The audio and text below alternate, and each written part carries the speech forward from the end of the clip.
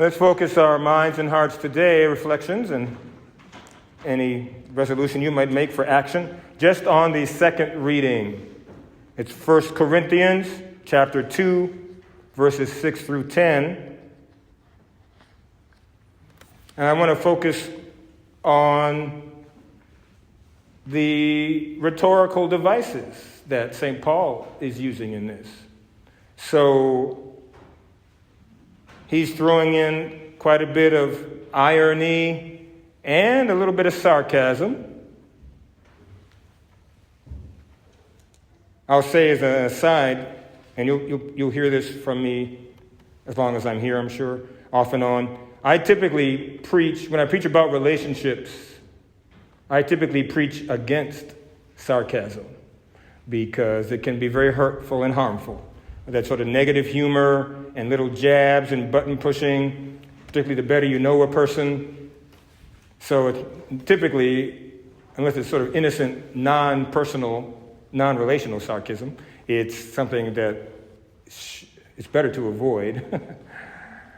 But in this case, here's a saint and one of the founders of the church using a little sarcasm and a little irony. But it calls to mind for me a song from the mid-90s, a woman, singer-songwriter. She had a song called Ironic.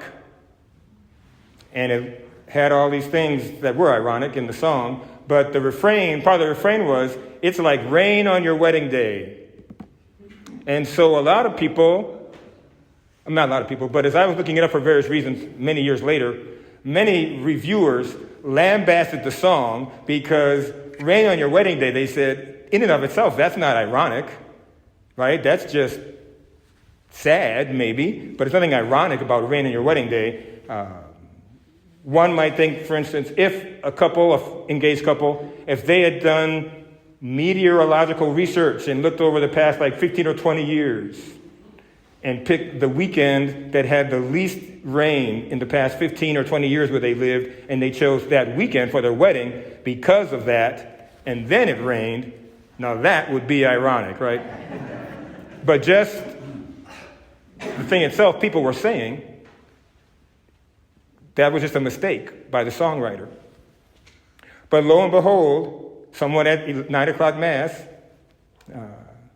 who was a fan of the woman who wrote this song, she said what came out was something, I have never heard this. But you can tell me if you've heard this. I gather out there in folklore and the like, there is this, I just looked it up before Mass, there is this folk belief out there in the world, even I guess it's that rain on your wedding day actually means, quote unquote, supposed to mean you are going to have a good and lasting marriage. One idea, as I just saw, is that with the expression you tie the knot when you're married, when a knot gets wet, it's even harder to undo, right? Another idea apparently is the rain represents getting all the tears and the crying that might happen in the wedding, in the marriage, sort of out of the way on the wedding day, symbolized by the rain, so etc. But I had to admit, I'd never heard that until after 9 o'clock Mass this morning. But if that in fact is what the writer had in mind, the woman who wrote the song, if she knew that folklore belief, then the problem was her correct irony went over lots of people's heads because they didn't know the background. And that's the same for this section of, in fact, a lot of Corinthians, quite frankly. But this particular excerpt from Corinthians, again, 1 Corinthians chapter 2, verses 6 through 10, without knowing the background, the irony could go right over our heads, too. So what's going on is, in Corinth, among the Christians, even as early as the first few decades of Christianity, some people had set themselves apart in a kind of a elitist, self-righteous subset where they thought importing other esoteric, hidden, quote-unquote, wisdom and mystic writings particularly from the Jewish religion, as I understand it, And then whatever else they thought was being revealed to them about Jesus and about God's purpose for Christianity, they felt like they were the elite. And they were more important than other Christians. And they were more mature than other Christians. And also that somehow they thought they were above some of the commandments because they were so wise and sophisticated that they didn't need to stick to all these stuff that was taught by the scriptures. And some of them criticized Paul because he didn't preach and teach this kind of thing, what they thought was the real sophisticated philosophical knowledge of Christianity. So they made fun of him for being kind of clumsy in the way he preached. If you will remember, just from last week, from Corinthians, St. Paul says, I didn't come to you with sublimity of words and wisdom. And even earlier, a couple of weeks ago from Corinthians, he's still saying the same thing. I know people say that what I teach does not sound all that sophisticated, but I teach something simple. He says, the wisdom of the cross. So for him to say here, he's talking about himself, right? We speak a wisdom to those who are mature. So he's just jabbing at these people because they think they're the mature ones. They think they're the ones who know everything, who have the real wisdom. He's saying, well, if you were really mature in what matters to God, you would recognize that I do speak a wisdom that's not of this age, nor the rulers of this age. A wisdom of God. So then he uses these phrases that they used for their teachings and their elitist thoughts. Yes, God's wisdom is mysterious and hidden. And that's the kind of stuff that they talk to each other. We know this mysterious hidden stuff that these other mere peasant Christians, they don't know anything. And Paul, he's one of them. He's saying, no, yes, this was mysterious and hidden. Is the operative term. Because now, in Jesus Christ, it has been revealed.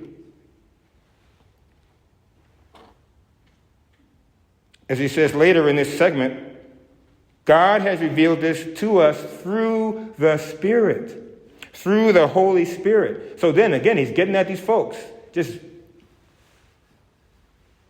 pushing their buttons, I suppose you could say, because they think they achieve the understanding by their own thoughts and their own practices.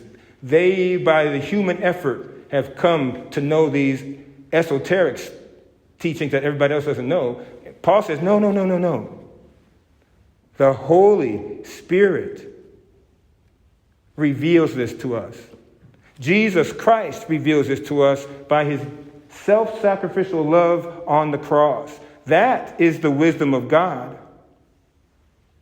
And in some sense, yes, that's the ironic truth of God, is that the most powerful thing you can do is give up yourself, sacrifice yourself, appear to be so weak that religious and national rulers can kill you for the sake of showing giving of yourself fully, emptying yourself for the sake of love of God the Father and love of other people. That's the true wisdom of how to lead a fully thriving, flourishing human life that is pleasing to God and imitates God.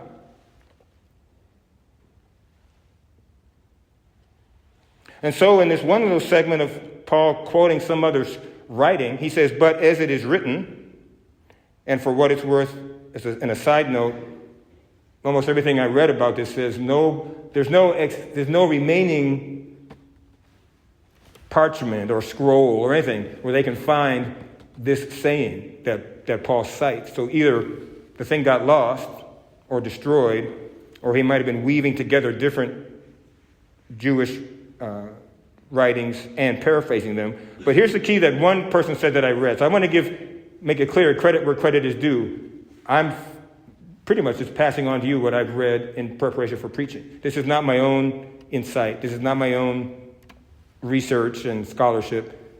But one person says, another jab at these elitists is they're all hooked on what you know about God and your intellectual, philosophical knowledge of God. But what does St. Paul says? He says, what eye has not seen and ear has not heard, and what has entered into the human heart, what God has prepared for those who love him. The key is not just and merely intellectual striving and philosophical musing with the trap of self-righteousness or pride or vanity of how much you know and facts about God. The key is God has prepared all this for those who love him.